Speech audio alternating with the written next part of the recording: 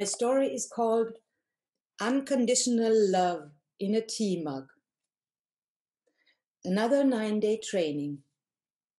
We arrived 2 days before so that the trainers have enough time for preparation. My husband Frank is attending as a trainer, and I am there as a participant. We are accommodated with the other two trainers in a chalet. And this deserves that name because it's really fabulous.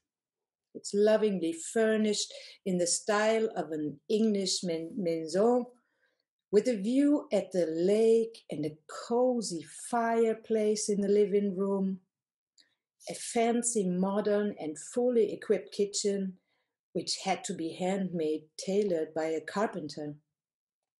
Even a vegetable peeler is present. And, of course, cups. The three trainers are meeting in preparation for the seminar. I have got time since I'm on vacation, and I snoop around in the kitchen. I'm already looking forward to all the intensive encounters that lie ahead of me. And my heart is already much more open than in my normal everyday life. One of the trainers appears in the kitchen. He wants to pour himself tea. He carries a normal-sized cup in his hand and puts 2 tea bags in it. I get curious. When I prepare tea, I use 1 bag for a whole pot. So I ask him about it. And he tells me that he loves to drink tea from a big mug and that he already scrutinized the whole kitchen, and this is the biggest cup he found. He says there's a bigger one meant for measuring liquids, but that wasn't suitable to drink tea from. He pours the hot water into his cup and goes back into the living room. My heart gets warm. I've just received a little treasure about him, something I can make him happy with. I would love to find a big mug to make his life more wonderful. So I search through all the cupboards and drawers again, without result. A little later, I went shopping to pass the time and buy some snacks for everyone. In the supermarket, I caught myself looking for a big mug, but no mugs in the supermarket. Too bad. It would have been nice.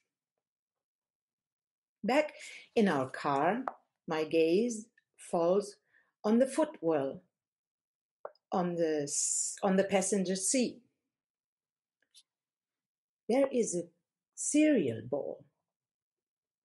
I suddenly recall our departure from home that day, or the day before. It was hectic. I prepared myself some cereal and didn't get to finish eating it at home. So I took it along into the car and ate it in peace and quiet while my husband was driving. The cereal bowl can serve perfectly as a big tea mug. It even has a funny face on it. I get all excited and happy by that thought. So much warmth and joyful power spreads over my whole body, and I can hardly wait to see him when I offer him my bowl.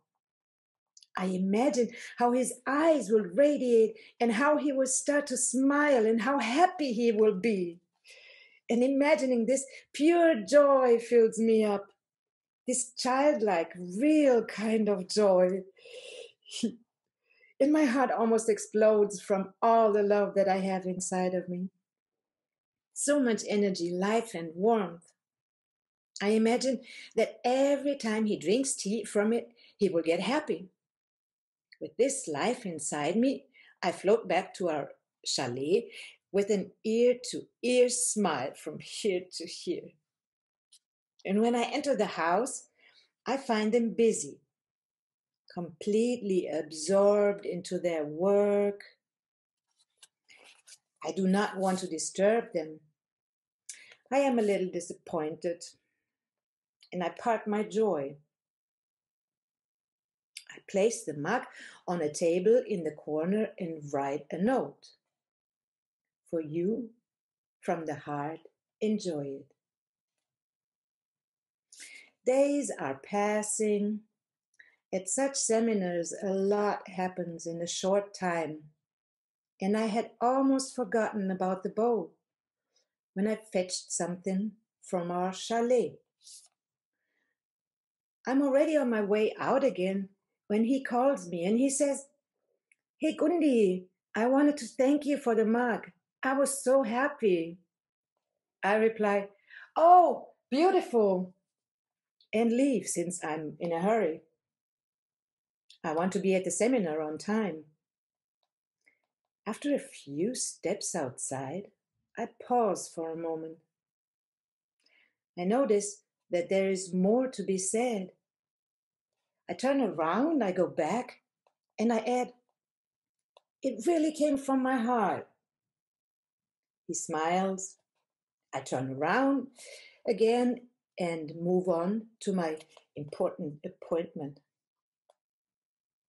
While I am walking out, I kindly remember the situation when I saw my cereal bowl in our car, and these warm feelings appear again.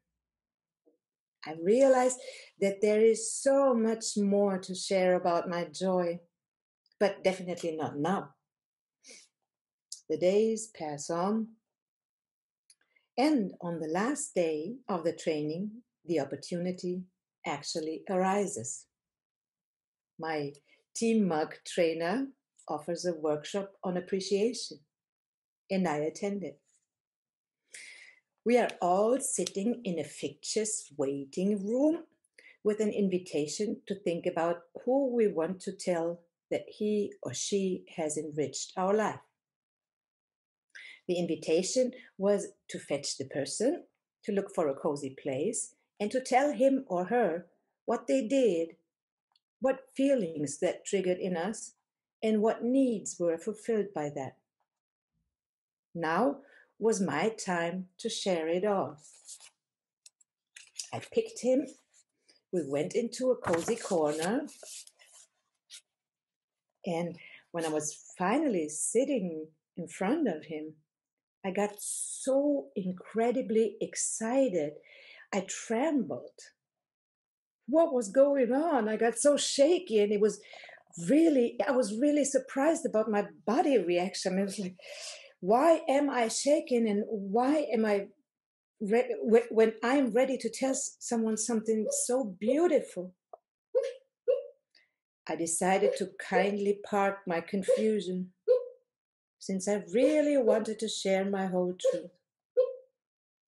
I told him how much love appeared in my heart when I found the bowl, and how joyful it was for me to imagine him being happy to receive my gift. I told him how damn good that felt. Then he shared his side.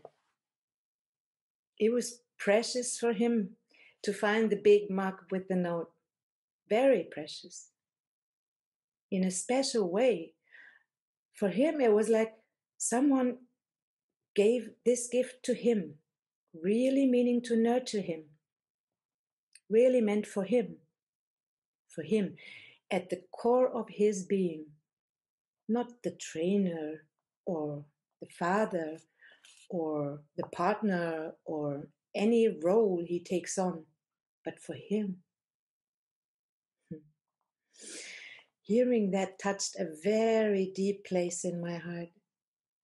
That was exactly how I meant it. It was exactly my intention. From my soul to your soul. And he received it exactly like that. It was particularly valuable because he not only gave me the joy to give him this gift, but also that the quality of my intention was seen. and moreover, that it nurtured a deep longing in him. While I am writing this, these beautiful feelings arise again. Over and over, I am bathing in this unconditional love. Oh, and I wonder why I was so nervous in the moment I choose to tell him my truth. Maybe because I felt this pure quality of love in me so intensely. And sharing this preciousness is also a vulnerable part. I wonder if this is the reason why appreciation is so often not expressed, because it makes us vulnerable.